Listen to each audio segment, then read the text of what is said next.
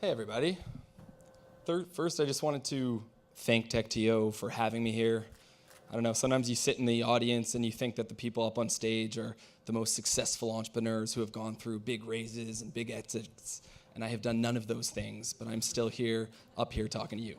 And what I am going to shed some light on is the perspective of an early stage founder going through your quintessential early stage problems, including but not limited to actively fundraising for our lives right now, trying to attract the best and brightest talent away from the Facebooks and Googles of the world, paying myself less than my 12-year-old cousin makes shoveling driveways on the weekend, and of course, evolving our business every day to be a little bit better than the day before.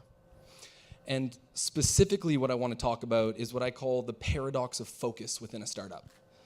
You'll find that every single, or at least for me, every single advisor, investor that I speak to always gives me the advice, make sure that you remain laser focused. And I think that is really good advice because we all know that it's hard enough doing one thing really, really well, that doing a few things is just not possible.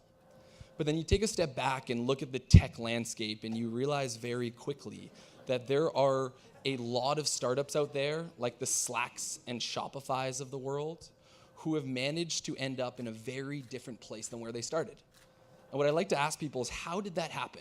If they were so laser focused, head down, working on one problem after another, how did they end up from such a different place than where they started? And what I think you need to do is remain laser focused, but find the impossible balance of building a culture of experimentation and testing. And so at Feedback, we've tried to run a couple of these experiments, and I want to talk quickly to one that worked, one that didn't work, and hopefully we can take a few things away from those experiences. First, I should probably just say, my name's Ben, CEO and co-founder of Feedback. Feedback is a mobile marketplace that is applying dynamic pricing to restaurants to help reduce waste and just increase the efficiency of the food system in the restaurant industry. Okay, where was I? So project number one was Feedback Connect. So with Feedback Connect, the idea was pretty simple. Corporations would cater lots of food for lunch, and they would throw all that food out.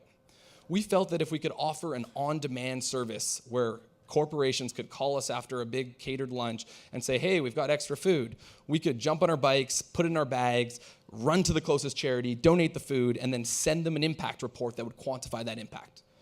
Even just saying it now, you realize that this is the one that didn't really work. Anyways, we tried this for about 6 weeks. It was really exciting. We brought on some great first clients in Shopify, Indeed, and we really thought we had something, but we realized very quickly that it just wasn't scalable enough.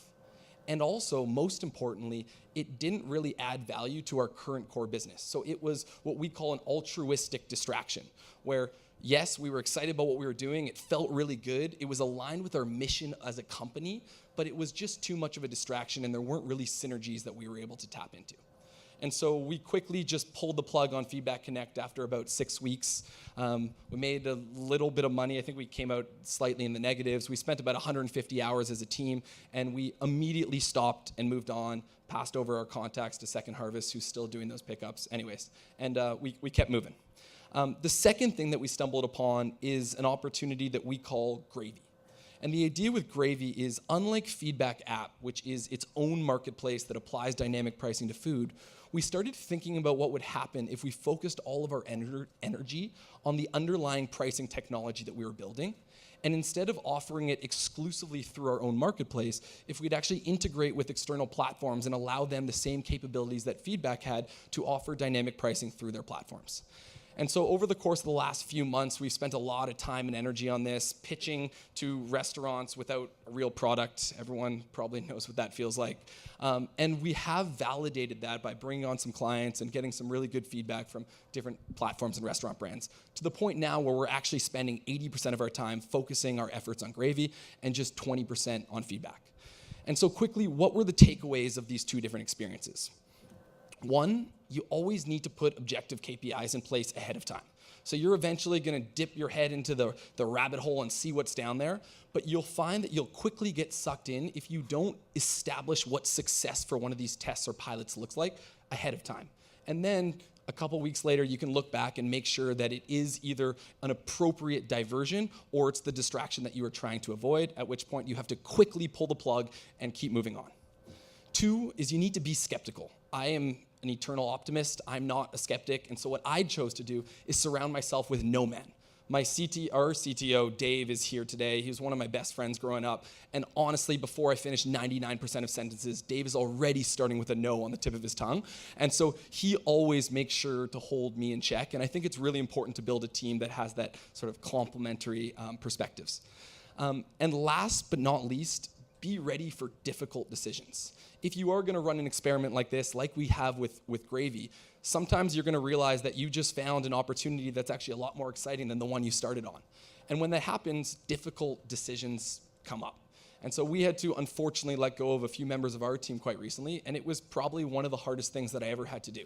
But what you do need to do is just keep moving forward and making really difficult decisions very quickly, which is why this is so difficult. Anyways, I wanted to leave you with the idea that while it is wisdom, it is sort of conventional wisdom to make sure you always stay focused, you have to make sure that you do have your pulse on what's going on around you so that you don't end up like Blockbuster. Thanks.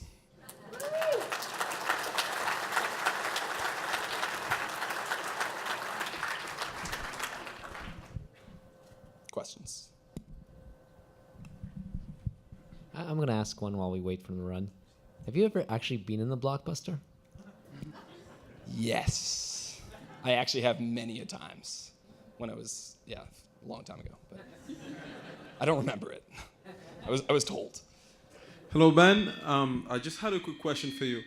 As you're working on Gravy and focusing 80% of your time, how hard is it to consolidate your core business as a startup? Yeah, it's a great question, Mustafa. So like we said, you have to remain focused because you can only do one thing well. The reason we're so excited about Gravy is because focusing our attention on building it out is just making our core business that much better as we go. So there's so many synergies there that working on that underlying tech is still powering feedback in better and better ways. And so in that way, we do feel like even that 20% of time focused on feedback, the 80% of time focused on Gravy is also making feedback better. Yep. Hi, my name is Ardal, and I have a startup in the restaurant industry as well. And don't do it. Well, Stop now. one of the problems that we have been seeing is that selling to restaurants is very difficult. So I just wanted to know what is your feedback on that, or if you have any advice. Yeah, selling to restaurants is really hard, and it's just also there's just app fatigue, right? There's so many apps right now, and so they get knocked on their door a lot. What I would say is that be creative, but like most importantly, and this isn't very good advice, like walk in with a smile. I feel like there's so many people sort of walking around like robots selling restaurants on the next thing that they need to use.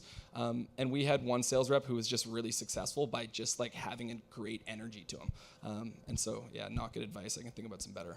Yeah. Hi. Hey. When and if do you decide... I actually thought you were going to throw it. When and if do you decide that you validated enough and you make the Slack pivot? Yeah, that's a really good question. We're still sort of going through that as we speak. Unfortunately, my answer is that it's right in here. Like it's just such a gut call. So much of this is like even trying to think about what the learnings were from this. It was hard because it just happened so fast that you're not really writing out criteria to evaluate on. So I think it's a really hard thing, but I do think that if you give it a couple nights of sleep, you'll wake up and just feel really good about it one day, and that's when you know you got to just run and never look back. One last question.